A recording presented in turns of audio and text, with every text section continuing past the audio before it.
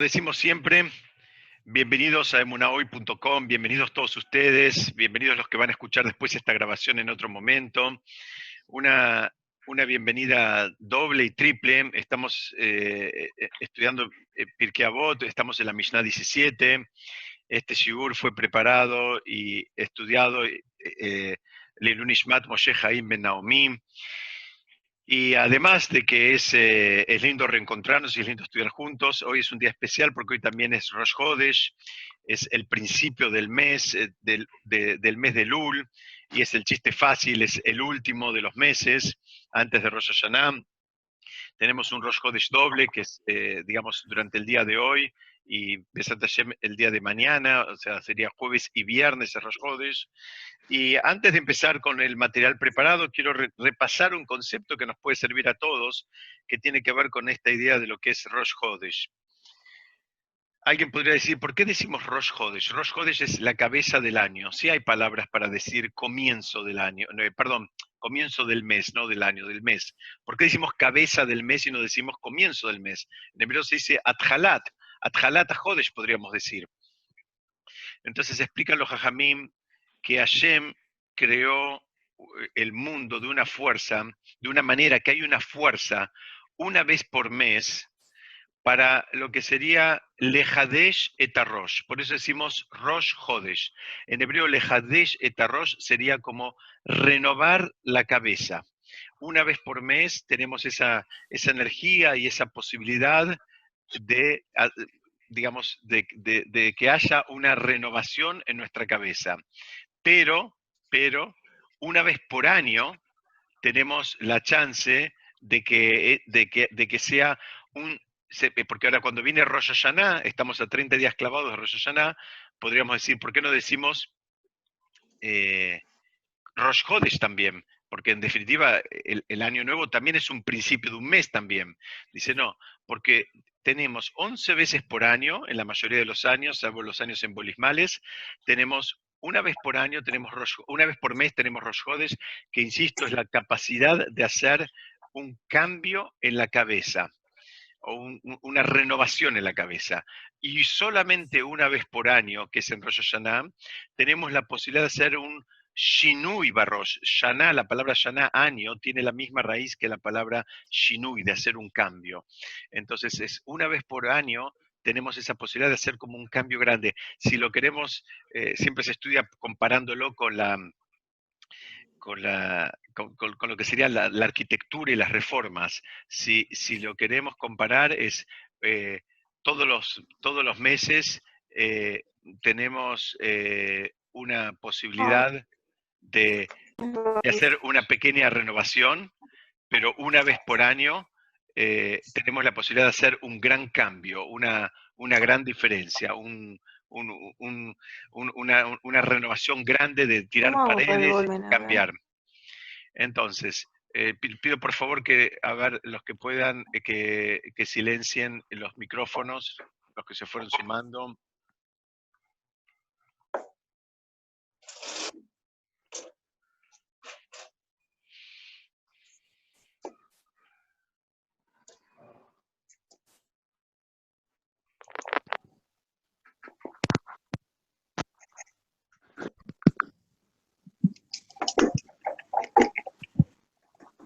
Silencia voces, digo, porque hay mucha gente que no sabe cómo es.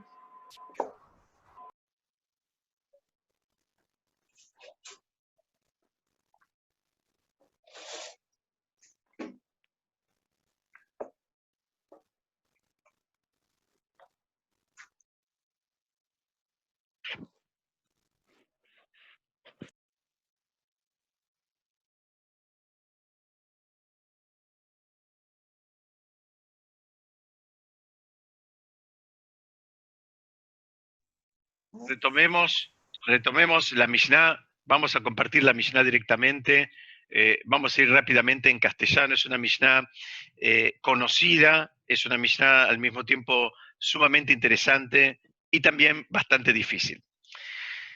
Vamos a ver, ¿qué dice la Mishnah esta? Dice así, Rabí Eleazar ben Azaria dijo, si no hay Torah, no hay conducta social adecuada. Si no hay conducta social adecuada, no hay Torah.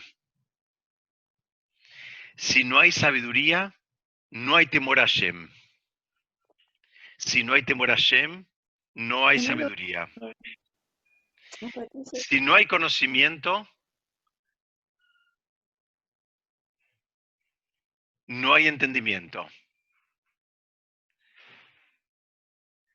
Si no hay entendimiento, no hay conocimiento. Si no hay harina, sustento, no hay Torah. Y si no hay Torah, no hay harina. Me van siguiendo hasta acá, ¿no? El contrapunto que va haciendo la Mishnah. Permítanme leerla completa, es un poquito larga, pero después la vamos a desmenuzar. Dice, él solía decir, la persona cuya sabiduría excede sus buenas acciones, ¿a qué puede compararse? A un árbol cuyas ramas son numerosas, pero cuyas raíces son escasas, y viene el viento, lo descuaja y lo da vuelta, pues fue dicho, y será cual árbol solitario en tierra árida, y no verá cuando llegue el bien.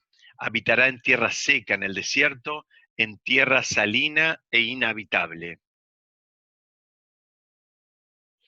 Mas aquel cuyas buenas acciones exceden su sabiduría, ¿a qué puede compararse? A un árbol cuyas ramas son escasas, pero cuyas raíces son numerosas, de manera que aunque vinieran todos los vientos del mundo y soplaran sobre él, no podrían moverlo de su lugar, pues fue dicho. Y será cual árbol plantado junto a las aguas, hacia la corriente extiende sus raíces, no sentirá cuando llegue el calor, y su follaje será verde, en un año de sequía no ha de preocuparse, ni dejará de dar fruto.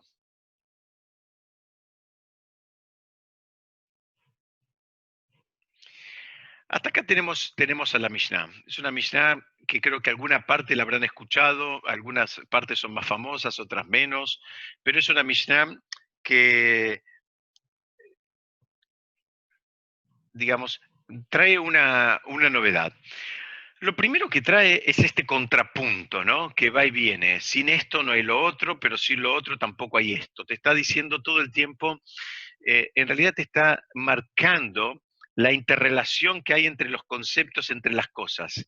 La Mishnah está dejando bien claro que evidentemente con una sola cosa de las que estuvo listando no alcanza, que vas a necesitar las tres y que son perdón, las dos, y que son interdependientes, ¿no? Ese es, creo que sale bien clarito del primer análisis. Vamos a hablar unas palabras digamos, del que está enunciando, porque veníamos estudiando varias Mishnayot enunciadas por Rabí Akiva. Ahora salteamos a otro protagonista, que es Rabí Elazar ben Azariah. Rabí Elazar ben Azariah es un personaje que lo conocimos, lo estudiamos, ¿se acuerdan? En la época de Pesaj, está mencionado en la Gadá de Pesaj, famosa la expresión, cuando él dice, soy como un hombre de 70 años, y ahí preguntan, ¿por qué dijo soy como un hombre de 70 años? O sea, ¿tenía 70 años o no tenía 70 años? Y la respuesta es que no tenía los 70 años, sino que él justamente era una persona joven, tenía 18 años nada más, y en un momento después de un proceso donde se había destituido a Rabán Gamliel, como relata la Gemara, los sabios lo fueron a buscar a Rabí Elazar ben Azariah para nombrarlo como Nasí, nombrarlo como líder espiritual de la generación. ¿Por qué? Porque él era una persona muy sabia, pero tenía, entre comillas, un defecto, era muy joven, tenía 18 años. Además tenía otra condición que también trae el Talmud, que a veces lo trae como un requisito como para lugares protagónicos dentro de la comunidad, especialmente en el mundo de Torá, que era que él era millonario. Y, y el Talmud en distintos lugares se hace la pregunta, bueno, ¿y qué se hace cuando si a veces tenés una persona que reúne todas las condiciones para ser el líder de la generación, pero no es millonario? Y el Talmud termina contestando, bueno, que los compañeros lo hagan millonario. ¿Qué significa? Que les llenen los bolsillos de dinero. Y de vuelta preguntan, ¿qué significa? ¿Cuál es digamos, en hebreo se dice la ma'alá, cuál es el nivel este de que sea millonario. ¿Por qué es tan importante que ahora sea millonario la persona para ocupar un lugar de protagonismo espiritual en la comunidad? Y la explicación que trae ahí mismo el Talmud es que no es que buscamos que sea millonario porque sí, buscamos que sea millonario por dos motivos. Primero, para que esté tranquilo, para que no esté angustiado a ver si llega a fin de mes, a ver si puede pagar las cuentas, digamos, que no tenga esa preocupación encima, sino que le sacamos toda la preocupación del mundo material y lo dejamos exclusivamente concentrado en el mundo espiritual. Y el segundo motivo es que lo hacemos de esa manera incorruptible. Si la persona es ya millonaria y además tiene Torá, y si no es millonario, si lo hicieron millonario, ¿qué significa? Toda aquella, digamos, cuestión material que se le ocurra que necesita, la va a tener. Y entonces de esa manera él va a quedar totalmente puro y liberado de cualquier, digamos, intento de soborno. Ese sería por lo menos el espíritu. No significa que alguien me va a decir, bueno, igual el que tiene muchos ceros quiere agregar un par de ceros más y tal vez va a entrar también en el juego de la corrupción. Puede ser que también, pero así entiende el Talmud que funciona, digamos, o por lo menos sería como una plataforma de despegue como para entender las tentaciones y el rol de lo que es un líder espiritual.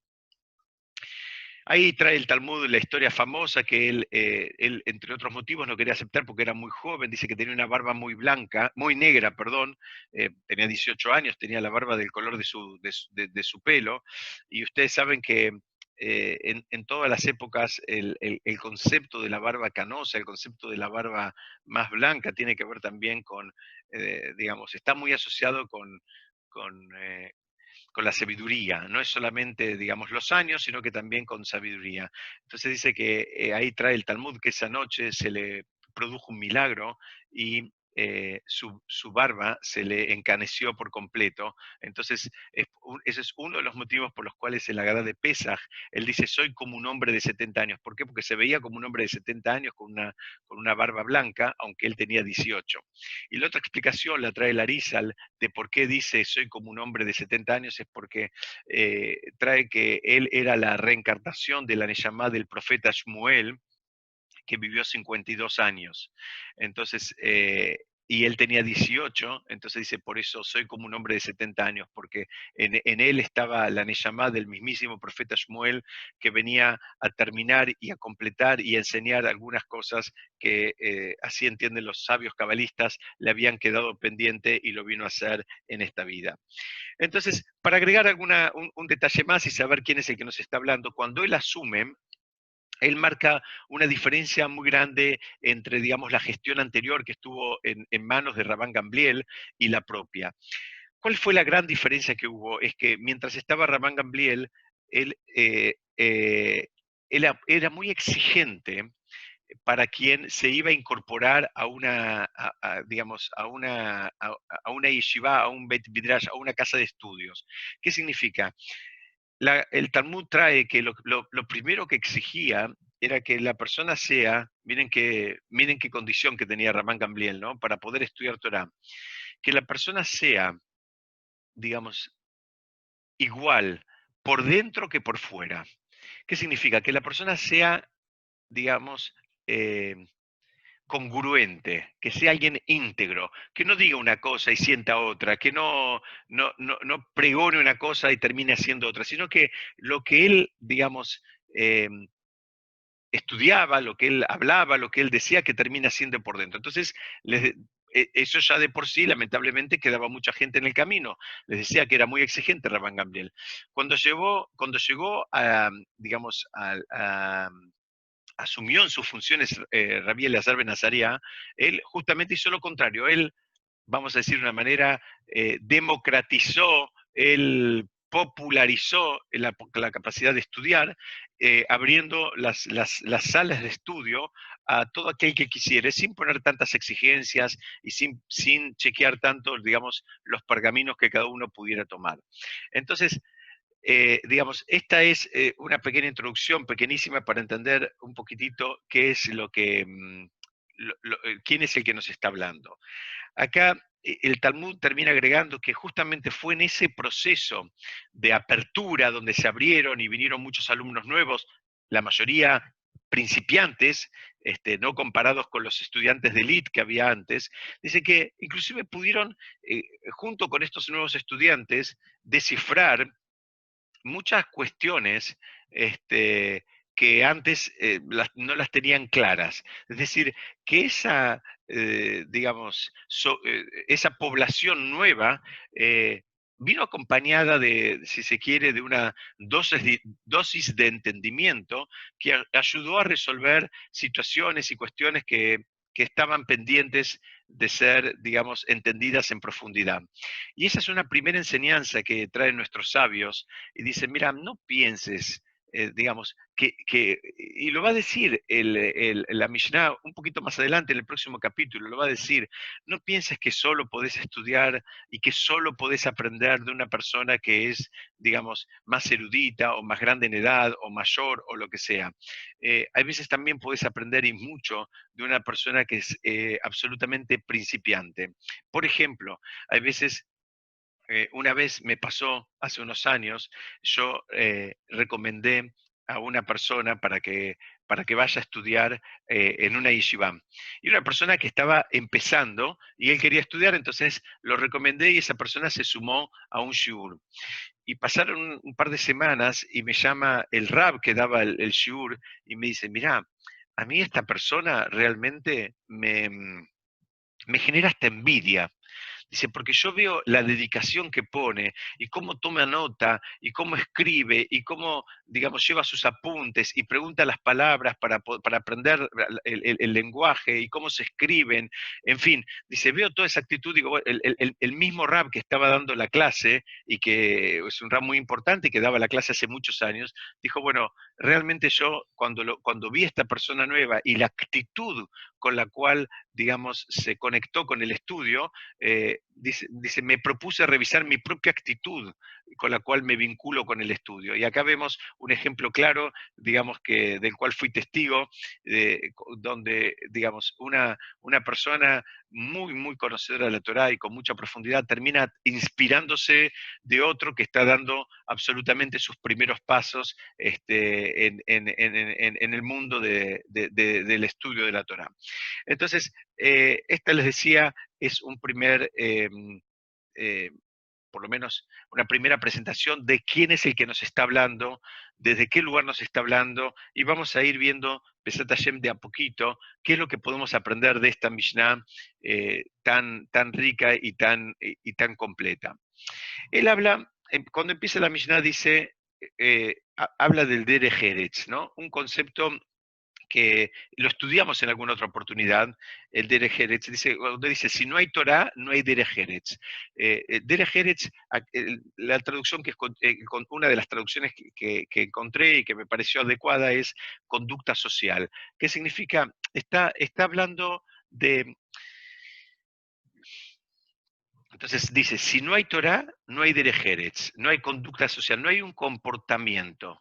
Pero también dicen, si no hay ese comportamiento aceptado, ese comportamiento social, digamos, lo que sería en el mejor sentido, lo que es políticamente correcto, lo que es lo que se espera que haga una persona que es un mensch, como se dice habitualmente. Entonces acá te dice las dos cosas, podemos usar esa palabra. Lo que te está diciendo es, mira, si no hay Torah, no vas a terminar nunca de ser un mensch. Pero si no sos un mensch, nunca vas a terminar teniendo Torah. Entonces hay que ver acá cómo empezamos a abrir esto, porque al final parecería que estamos en cada uno de los contrapuntos que plantea la Mishnah, parecería que nos quedamos enroscados en un loop donde al fin y al cabo, digamos, cómo conviven estos dos conceptos. Primera explicación, dicen, sin el conocimiento de la Torah, no hay forma que la persona llegue a refinar sus midot, llegue a refinar sus cualidades. La persona necesita necesariamente pasar por un proceso de refinamiento y para eso se tiene que apoyar en la Torá y en las mitzvot. Es muy probable que algunas cuestiones pueda, digamos, refinar simplemente por el crecimiento con los años o la interacción social. Pero hay muchas otras que digamos, teniendo en cuenta las expectativas que pone la Torá en la persona definitivamente necesita, digamos, dejarse atravesar por la Torá y las mitzvot. Las mitzvot, como dijimos en otras oportunidades, no son para fastidiar a la persona, no son para incomodarla, sino que son justamente para ayudarla a refinarse. Entonces, esta es una primera manera de entender esto. Las midot necesarias que para poder actuar de acuerdo a la Torá, a la forma en que la Torá te lo pide, dice, están establecidas en la misma Torá. Es decir, para poder actuar como la Torá te pide que actúes, necesitas también refinarte con la Torá. Es algo que necesitas retroalimentarte. Y el Maral de Praga dice, mira, si esa conducta social, si ese derech eretz, como se dice en hebreo, la traducción literal sería el camino de la tierra, ¿no? El camino de la tierra sería la forma en que las cosas se terminan haciendo, digamos, normalmente en el mundo, lo que es costumbres y usos comúnmente aceptados, podemos decir. Dice, si una persona tiene esas conductas, pero las tiene desde un lugar, digamos, intelectual. ¿Por qué? Porque le parece que están bien, le parece que le cierran, le parece que son valores piolas. Dice, el Maral de Praga dice, cuidado, porque si eso es algo exclusivamente intelectual, dice, se puede terminar cayendo, eso se puede terminar derrumbando. ¿Cómo lo explica él? Él dice así, él dice, mira, si todo está basado en el intelecto, si todos los jugadores y todos tus movimientos están, digamos, fríamente calculados por el intelecto, e inclusive tu conducta social, tu actitud para con el otro. Fíjense que no estamos hablando acá de mitzvot, estamos hablando de la conducta social, de cómo vos te manejás con el otro. Dice, acá dice, el riesgo que hay es que eh, es que no lamentablemente tal vez no lo pueda sostener en el tiempo. ¿Por qué? Porque dice el Maral de Praga, dice, para sostenerlo en el tiempo necesitas ese componente divino, necesitas la presencia de ese componente divino que te motive y te marque, digamos, los límites, digamos, límites de donde vos no te vas a mover ni querés moverte. ¿Por qué? Dice, porque si vos lo vas a dejar como algo intelectual, dice, el intelecto es muy vivo e inclusive puede llegar a justificar cualquiera de nuestras debilidades. Intelectualmente podemos llegar a justificar el robo, el asesinato, la estafa, el adulterio, podemos llegar a justificar las barbaridades más, digamos, disparatadas que se les ocurra y le vamos a encontrar una vuelta para defenderlo intelectualmente. Entonces, una vez más, vemos que toda la construcción de la persona requiere el caminar en ambos sentidos, en el desarrollo intelectual, porque la persona tiene que entender qué es lo que hace y tiene que profundizar y digamos, tiene que usar el intelecto, pero por el otro lado, digamos, no debería ser el único, digamos, la única, eh, el único motor, el intelecto no debería ser nunca el único motor, sino que también tiene que desarrollar lo que se llama en hebreo su irat shamaim, su temor al cielo. Entonces, acá lo que está diciendo es, fíjate, dice, si toda esa conducta, si vos te volviste un mensch, pero te volviste mensch porque simplemente te parece bien, que te parece que está bien ser mensch, porque intelectualmente te parece algo bueno, dice, tenés cuidado porque en cualquier momento vas a dejar de ser un mensch. En algún momento te vas a caer en una tentación, te va a aparecer una tentación y también vas a encontrarle la vuelta intelectual para justificar esa debilidad, para justificar esa tentación. En cambio, si toda esa construcción de lo que está bien y lo que está mal, de lo que es ser un mensch de verdad, la hiciste, digamos, teniendo en cuenta y considerando el componente divino de todas esas actitudes, bueno, eso te va a ayudar a construir una valla y poder sostener la idea en el tiempo y, digamos, de una manera más sana. Y vemos que cuando habla de la conducta, vemos cuando habla de una conducta social, está hablando, como les decía, que se la puede mantener si está basada en principios digamos, divinos. Y de ahí explican, muchos comentaristas explican el por qué es que tenemos, digamos, los 10 mandamientos, y donde ya estudiamos en otras oportunidades que hay 5 mandamientos que regulan la relación básicamente entre la persona y Hashem, pero hay 5 mandamientos que tienen que ver con la regulación de las, digamos, de las relaciones interhumanas. Está hablando de no robar, de no adulterar, de no matar, de no codiciar, en fin, está hablando de todas cosas que tienen que ver en el vínculo entre las personas. Dice, primero es algo, digamos, muy importante que lo tengamos siempre claro. Hashem nos está pidiendo que seamos personas, digamos, en el mejor sentido de la palabra, personas íntegras y completas en ambas direcciones, que nos construyamos en el vínculo, digamos, entre nosotros y Hashem, pero al mismo tiempo en el vínculo entre nosotros y las demás personas, como lo decimos habitualmente. Y entonces ahora entendemos por qué hicieron falta que haya 10 mandamientos y haya 5 que tienen que ver con el vínculo entre las personas y Hashem y 5 que tienen que ver exclusivamente con el vínculo interpersonal, porque así es la forma en que se construye una persona espiritualmente elevada. No hay manera de construirla, digamos, solamente con los primeros 5 mandamientos o solamente con los últimos 5 mandamientos. Necesariamente necesitamos a los 10 mandamientos, necesitamos a la conducta social que habla esta Mishnah. Y la conducta, acá te está diciendo, mira, si no tenés Torah, no vas a poder tener la conducta social. Y si no tenés conducta social, tampoco vas a tener, no terminaste de adquirir la Torah. Y es lo que están, así entienden los comentaristas, esos 10 mandamientos también. Si no tenés los primeros 5, es muy difícil que puedas tener a los segundos 5. Y si no tenés a los segundos 5, es que tampoco tenés a los primeros. Entonces tenemos que ser conscientes y, digamos, de esta interacción. Yo creo que es la palabra que va a atravesar todo lo que vamos a estudiar en el día de hoy, que a veces no hay cosas que están sueltitas, no hay cosas solas, sino que están absolutamente entrelazadas unas con otras y que las necesitamos a las dos.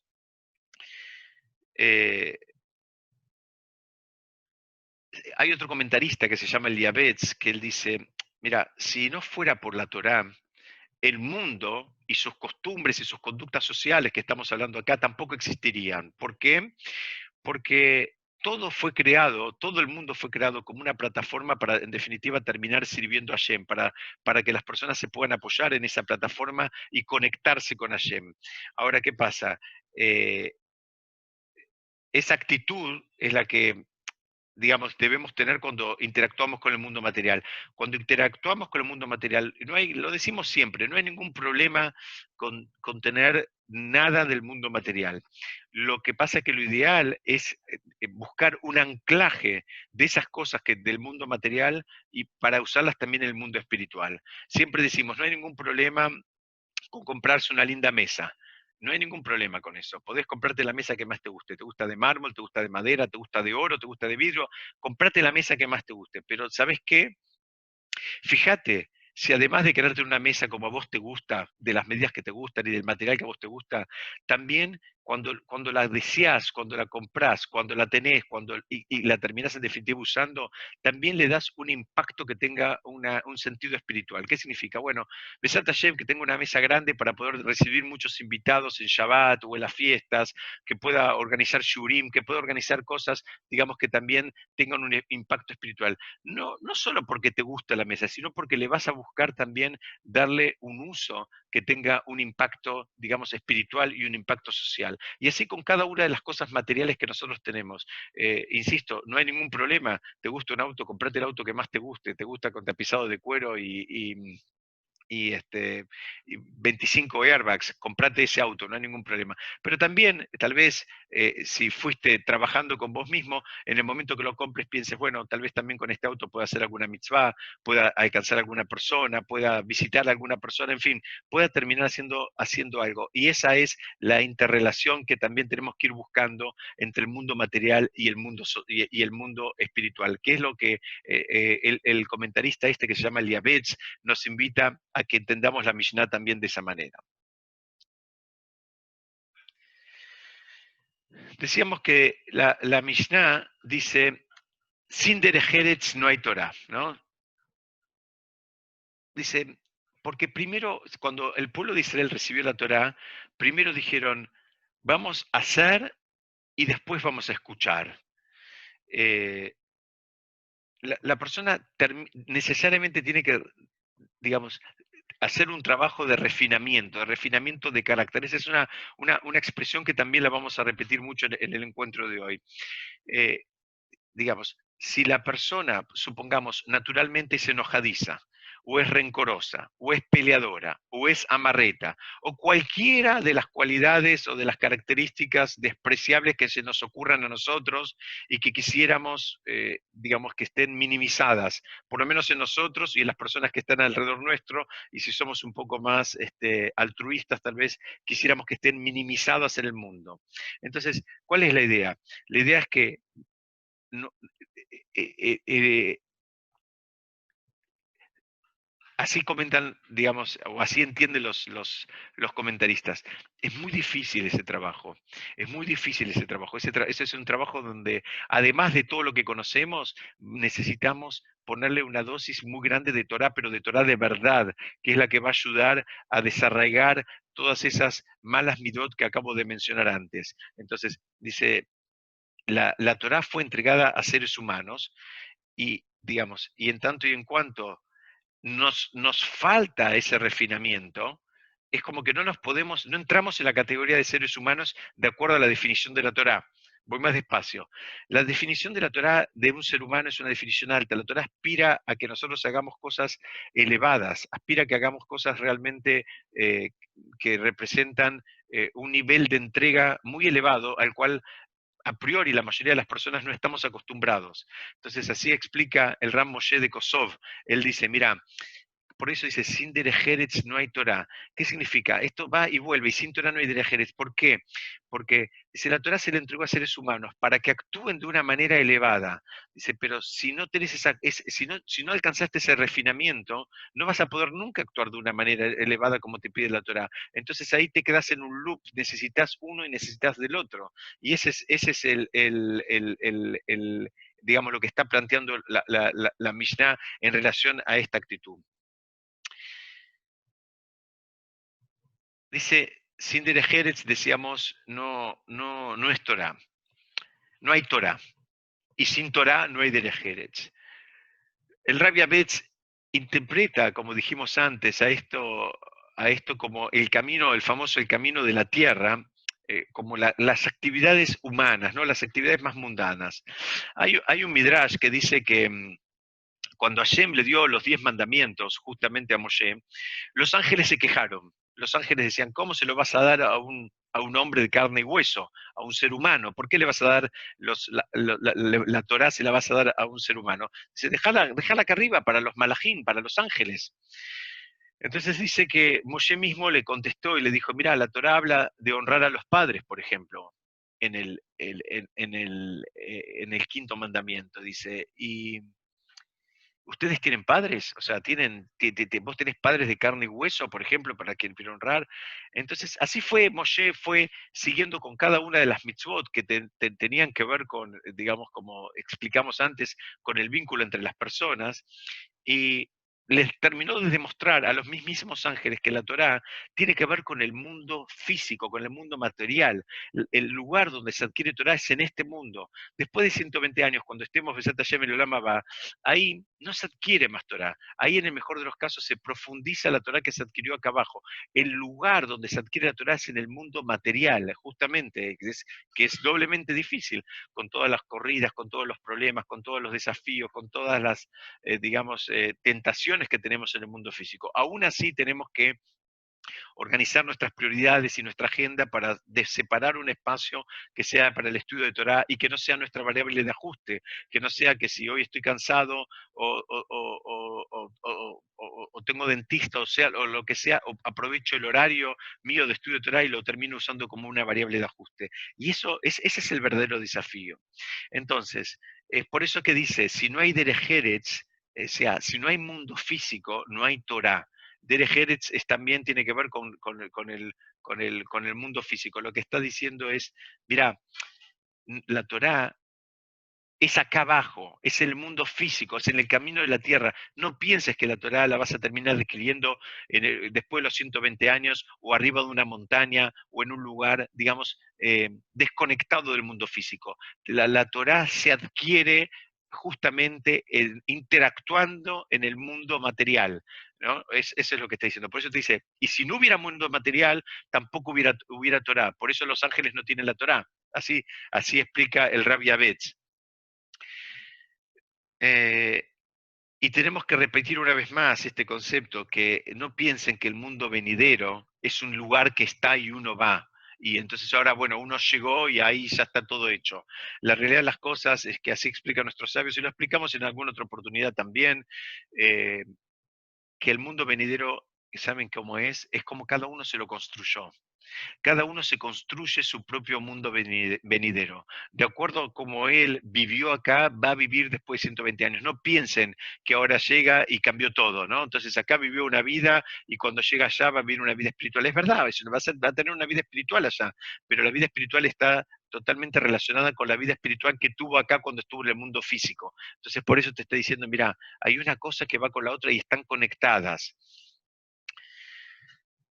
Según el Gidá, un comentarista clásico que vivió hace casi 300 años, él dice que justamente cuando Rabí Elazar Ben Azariá hizo lo que expliqué hace un ratito, cuando él liberó y democratizó y permitió el acceso a la Torá a un montón digamos, de alumnos ahora para ellos nuevos en este mundo, él justamente empezó explicándoles la interdependencia de la Torá con la actitud, con la conducta social y como que hay que trabajar también con el mundo físico. Él por eso dejaba entrar a la gente, porque él, a diferencia de Rabban Gamliel, que quería unas yeshivot de eruditos que se dedicaban exclusivamente al estudio de la Torá y tal vez dejaban de lado el mundo material a partir de que, digamos, percibían la importancia de ese mundo, él al revés, él dijo, no, mira, es muy importante que puedas combinar las dos cosas, que puedas entender que hay que actuar en el mundo físico. Hay, vamos a avanzar un poco y la Mishnah sigue y dice una frase también del mismo estilo. Si no hay sabiduría, no hay temor a Hashem. Y si no hay temor a Hashem, no hay sabiduría. Evidentemente necesitamos dos cosas acá. Necesitamos sabiduría y necesitamos también el temor a Hashem. No nos alcanza con una sola. No alcanza solamente con o ser temerosos de Hashem o, digamos, haber adquirido sabiduría. Lo explicamos en otras oportunidades y perdón si me repito un poco, pero hay cosas que tienen que ver con esta Mishnah justamente y este es el momento donde las tenemos que remarcar. El concepto de la sabiduría para el mundo de la Torah no es el mismo que para el mundo secular. El concepto, digamos, puede haber una persona que sea, digamos, muy sabia en su disciplina, pero no le vamos a pedir que sea una persona generosa, ni tampoco le vamos a pedir que sea una persona, digamos, altruista, ni que sea una persona humilde. El concepto de la Torá, digamos, de la Torá en relación a la sabiduría, exige todo un refinamiento mucho más, digamos, vasto y profundo que tal vez se le exige a alguien que es sabio en cualquier otra disciplina. Entonces, sabemos que el nivel más elevado de todos es el verdadero temor a Hashem, pero es un temor reverencial, es un temor a partir del amor, a partir de conocerlo y de entender quién es Hashem y quién es uno. Pero solamente, digamos, solamente se alcanza ese nivel con la verdadera sabiduría. ¿No? Es muy difícil, casi imposible que una persona alcance el nivel más elevado de apego con Hashem y de temor a Hashem, digamos, sin contar con la sabiduría. Entonces, ¿por qué? Porque recién cuando la persona se siente cerca de Hashem, empieza a entender cómo estudia y entiende cómo es que Hashem maneja el mundo y cómo es que pasan las cosas y por qué pasan las cosas y cuál es el esquema y la presencia de Hashem en todo tiempo y todo lugar, ahí empieza a percibir ese temor, pero el temor en el mejor sentido de la palabra, en ese temor reverencial. Y si la persona está lejos de Hashem, en realidad es casi imposible que perciba y que experimente es este temor del cual está hablando la Mishnah. Y todos creo que nosotros conocemos gente que bueno, hay cosas que vos vas a decir, porque no le importa, no tiene miedo. La Mishnah te dice, mira, va para los dos lados. No tiene miedo porque no le importa, y también porque digamos, em, digamos, porque va, está lejos, entonces no siente la cercanía, no hay manera, digamos, de tener el vínculo con Hashem que estamos pidiendo de apego sin ese conocimiento y sin que le importe. Acá me estaba escribiendo, estaba mirando el chat un minuto, por eso me distraje en la frase. Me estaba escribiendo Gutu, el tema de, yo sé que es un tema, a mucha gente le cuesta. La traducción en castellano es muy incompleta. En hebreo se dice Irat Shamaim, el temor a Hashem, pero es mucho más que la palabra temor. No, estamos totalmente de acuerdo, nadie está hablando acá de vincularse con Hashem desde un lugar del miedo. Por favor, disimulen esa expresión, pero no encontré yo, o al menos no conozco en castellano, una palabra que habla, es un temor más reverencial, no es miedo, no es un temor como cuando alguien tiene miedo de que, no sé, lo asalten en la calle, o miedo de Hash Shalom a cualquier otra cosa. Es un temor que tiene que ver con el reconocimiento de la envergadura del otro, en este caso de Hashem mismo. Entonces, una vez más, la sabiduría acá es digamos, el propósito de la sabiduría nos debería servir para terminar apegándonos más con Hashem. Esa es la idea. Digamos, la idea de la sabiduría es que nos podamos apegar más con Hashem y sentir y percibir su presencia, y de esa manera otra vez más nos volvemos a pegar más con Hashem, y así se va dando como una retroalimentación. ¿Por qué? Porque, dice, la sabiduría tiene ese propósito. Es decir, si la sabiduría no nos sirvió para pegarnos más con Hashem, la sabiduría no nos sirvió para nada. Vamos de vuelta. Si la sabiduría no nos sirvió para pegarnos más con Hashem, e insisto, apegarnos más con Hashem tiene que ver también con apegarnos más con el prójimo, van juntos. Si no nos sirvió para eso, no nos sirvió para nada. En hebreo, cuando, cuando se quiere decir, o un sabio se lo quiere mencionar en el lenguaje talmúdico, se le dice Zaken. Y Zaken quiere decir anciano. Y alguien puede decir también que Zaken, o mejor dicho, el Talmud dice, ¿por qué le dice Zaken? Y le dice, el Talmud explica que la palabra Zaken es una sigla que representa Ze Shekana Jochma, que representa aquel que adquirió de verdad la sabiduría, que la hizo propia. Entonces, la sigla tiene un problema, que en realidad hay una letra que no está en esta, es aquel que adquirió, me faltaría la palabra, hay una letra, hay una letra que le estaría faltando, la de Josma. Entonces dice, que adquirió sabiduría. Entonces, es como que yo te diga, al sabio le digo aquel que adquirió, pero ni siquiera digo la palabra sabiduría, digo solamente sabio es aquel que adquirió. Entonces el Talmud pregunta, ¿y por qué lo llamas así? Digamos, ¿por qué no completás la expresión y decís solamente aquel que adquirió? Y el Talmud termina diciendo, mira, si adquiriste algo y te faltó sabiduría, ¿qué adquiriste? ¿Qué te crees que tenés? No tenés nada, dice el Talmud. Aquel que adquirió algo, por más valioso que él piense que sea, pero no tiene sabiduría, dice, no adquirió nada, no tiene nada, en definitiva. Entonces dice el Talmud, por eso no hace falta poner la palabra sabiduría. Cuando hablas de adquisición o no adquisición, La única adquisición verdadera que existe es la sabiduría. Todo lo demás no adquiriste nada. Si vos adquiriste muchos bienes materiales, pero no tenés sabiduría, ¿qué es lo que tenés? Dice el Talmud. ¿Sabes lo que tenés? Nada. Tenés algo que no vale nada, ni acá, ni en este mundo, ni en el mundo por venir. Tal vez para algunos valga un poquitito, dice, pero eso no es algo realmente valioso, eso no es un logro. Por eso el Talmud, cuando se te quiere referir a un sabio, dice, es aquel que adquirió, y entiende que aquel que adquirió, la única adquisición valiosa es la sabiduría. Y acá lo que está diciendo esta Mishnah es justamente que la manera de adquirir la sabiduría es conociendo a Hashem y teniendo ese vínculo con Hashem que represente, digamos, ese apego que estamos persiguiendo.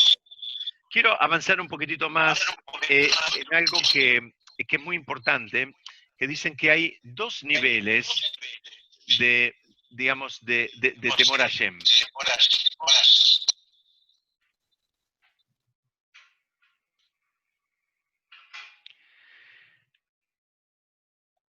Ahí vamos. Hay dos niveles de temor a Hashem. Perdón, ahí está. Ahí vamos. Tenemos dos niveles de temor a Hashem. Insisto, estamos hablando acá del temor reverencial, del temor que tiene que ver a partir del conocimiento y de saber de quién estamos hablando. Perdón.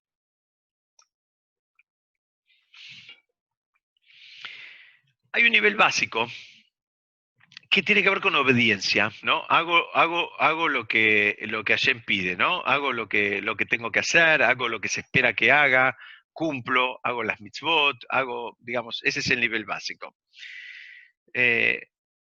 Hay una Gemara muy linda en el Tratado Shabbat, en la página 31, que compara a la persona digamos, que actúa, su nivel de temor a Hashem, tiene que ver con un nivel así simple como el que estamos mirando acá o estamos estudiando acá, que es con una obediencia. Dice, es como la persona que supuestamente tiene sabiduría,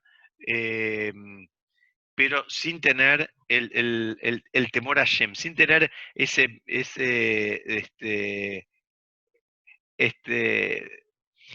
esta palabra que es Irat Shamaim, una vez más, si quieren la saco, pero no tengo otra palabra en castellano. Por favor, ya entendieron el concepto. Estamos hablando de Irat Shamaim, que tiene que ver el reconocer quién es el otro, el temor a Hashem en función del otro. Por supuesto que es con amor, no hay manera de que sea sin amor. Ya, por favor, ya me entendieron. Sigamos adelante con esta línea. No hace falta que me corrijan cada vez que digo la palabra temor. Estamos hablando, construyendo por este lado. Entonces, dice, lo comparan como aquella persona, digamos, la persona que pudo desarrollar que tiene sabiduría, pero no pudo desarrollar ese vínculo con Hashem. No entendió ese vínculo con Hashem. No lo percibe, no lo vive, no lo palpa. Dice, bueno, esa es como aquella persona que tiene la llave de un tesoro, eh, pero le falta la llave de la puerta de entrada al lugar donde está guardado el tesoro. Tiene la llave, digamos, interior de donde está el tesoro, sería de la caja de seguridad, si se quiere, pero le falta la llave de la puerta de entrada del palacio. Y hay un nivel todavía más elevado, que es un nivel más profundo, que es el nivel que trasciende lo racional, que digamos, es la persona ya, independientemente de lo que entienda, lo que sepa, lo que no sepa, siente ese nivel de apego, siente ese nivel digamos, de vínculo con Hashem, y lo quiere mantener, entonces lo quiere sostener en el tiempo. Dice, bueno, el que consiguió construir, el que llegó a este nivel, es como aquel que tiene las dos llaves. Tiene no solo la llave del tesoro, sino que también tiene la llave de entrada al palacio, al castillo o al ejemplo que se les ocurra. Entonces acá una vez más, dice, necesitamos que la persona se construya de una manera completa. A veces la persona empieza construyéndose, bueno, cumple, hace porque él lo hacía, porque la abuela lo hacía, porque el padre, porque le dijeron, porque tiene miedo de las consecuencias, por la motivación que sea. Pero tenemos que saber que hay niveles más profundos, que tienen que ver con niveles más profundos de apego con Hashem, y es a eso a lo que la persona tiene que aspirar. Permítame avanzar un poquitito más. Ahí después la Mishnah habla habla del Da'at, que podemos traducir como el conocimiento, y habla también del entendimiento. Y vamos a tratar de entender a qué se refiere estas dos expresiones que tienen que ver con conocimiento y entendimiento. En castellano suenan muy parecido, o hay veces denotan casi lo mismo, pero en hebreo quieren decir cosas distintas. O al menos el impacto que quiere dar la Mishnah tiene que ver con algo distinto. Dice, conocimiento es conocer, digamos, la esencia de algo, es poder diferenciar de cosas distintas.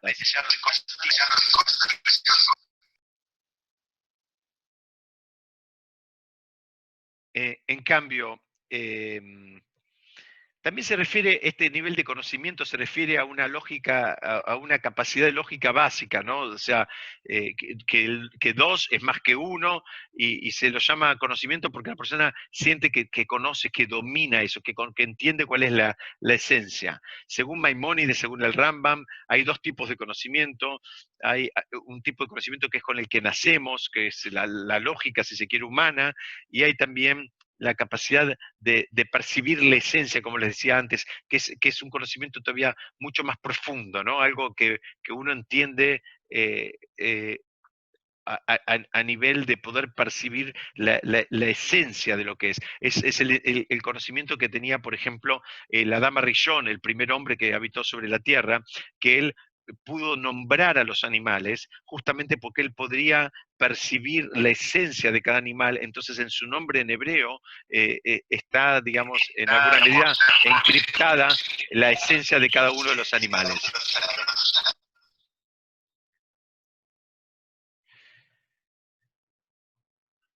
Hay otro nivel que es el nivel de Binah. El nivel de Binah es el nivel de entendimiento. El nivel de entendimiento se refiere a la capacidad de extrapolar, digamos, una idea de una idea a otra. Es decir, si no tenés el conocimiento, difícilmente vas a poder extrapolar. Es decir, vos necesitas por lo menos dominar primero la esencia y después poder llevar eso que dominás y que realmente conocés y entendés a otro contexto. Y esa es la verdadera manera de usar el conocimiento, la manera más elevada, más profunda de usar el conocimiento, es para poder entender otras cosas extrapolando. Lo que vamos a llevarlo a otro plano, a ver si me siguen con este ejemplo. La historia nos debería servir para entender el presente.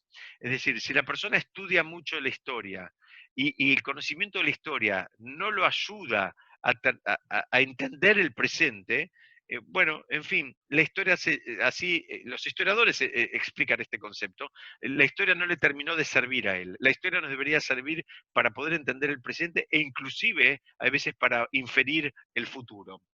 Si no, quedaría como un cuentito, como una novela. Entonces, acá hay que hacer un ejercicio. Necesitas tener el conocimiento, necesitas ir un paso más y aplicarlo, extrapolarlo, ver dónde lo podés aplicar, digamos, con sabiduría, y eso sería la manera de que, ahora lo llamamos en hebreo, el entendimiento sería la traducción.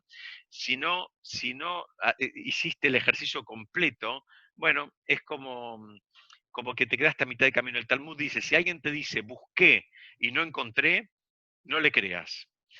Si otro viene y te dice, no busqué y encontré, tampoco le creas.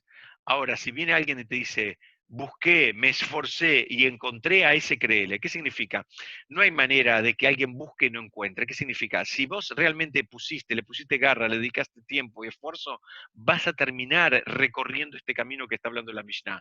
Pero no pasa por sí solo. No hay alguien tampoco. Si alguien viene y te dice, mira, no me di cuenta y me convertí en sabio, hoy me levanté y ya era un sabio. Bueno, tampoco le creas, porque eso no pasa así. Lo más normal, el camino para que estas cosas pasen, requieren que la persona se involucre, esté, digamos, machaque y le dedique tiempo y esfuerzo y profundice. Bueno, y ahí sí tal vez va a poder, digamos, empezar a recorrer el camino que habla esta Mishnah.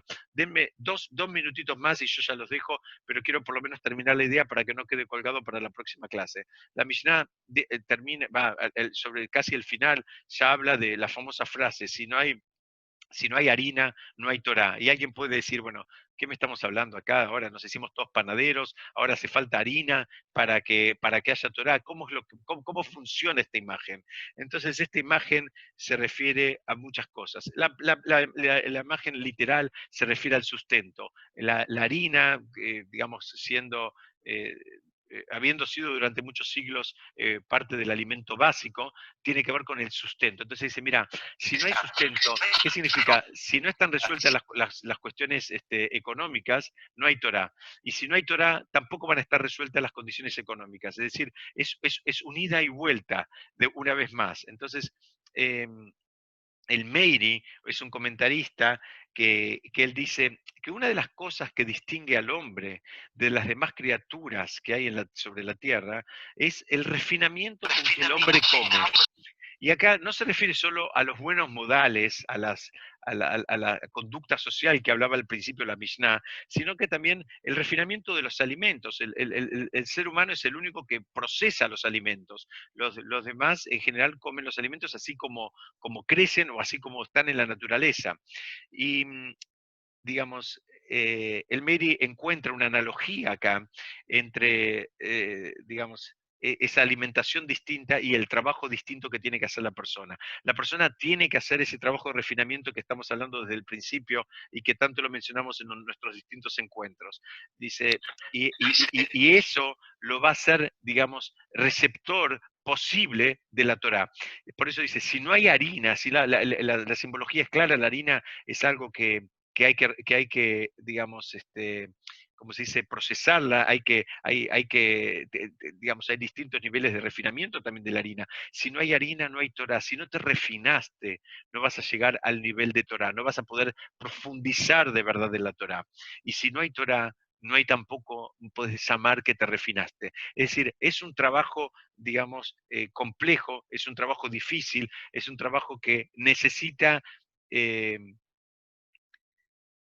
siempre los distintos componentes que trae la Mishnah en el contrapunto que presenta, los necesita a los dos presentes, así como en esta última que estamos viendo, en todas las demás. No hay manera que la persona adquiera Torah si realmente no hizo un proceso de refinamiento personal. Y por otro lado, no hay manera de que haya un refinamiento, digamos, personal, si la persona no se vinculó con la Torá. Porque, Besat Hashem, vamos a seguir estudiando esta Mishnah, la verdad que ahora que me doy cuenta queda mucho material. La semana que viene vamos a retomar desde acá, yo no quiero extenderme más hoy, pero es un trabajito que propone Rabí Elazar Ben Azariah, es un trabajito de entender cómo es que se construye una persona espiritualmente elevada y cuáles son los ingredientes que la persona tiene que tener para su vida. Entonces, simplemente para hacer un resumen de lo que, en dos palabras de lo que estudiamos hoy, habló la Torá, habló la Mishnah de conducta social y también habló, digamos, que hace falta esa conducta social para adquirir la Torá, pero también si no está la Torá, tampoco existe esa conducta social. ¿Por qué? Porque si no tenemos, digamos, la convicción de valores eternos, que son valores independientes de toda moda y de toda influencia, si no tenemos si no estamos, digamos, anclados esos valores, muy bien, cuando todo pasa por una cuestión intelectual, la persona puede terminar justificando las barbaridades más grandes que se les ocurran y las va a poder inclusive defender intelectualmente. Y eso es lo que viene la Mishnah, y viene, empieza, nos quiere aclarar, dice, cuidado, dice, porque la trampita de que sea algo intelectualmente defendible es una trampa y es justamente eso, es una trampa donde fácilmente podemos caer.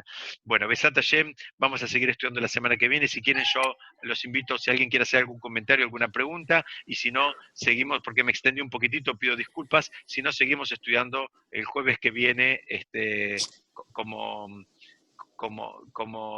todos los jueves.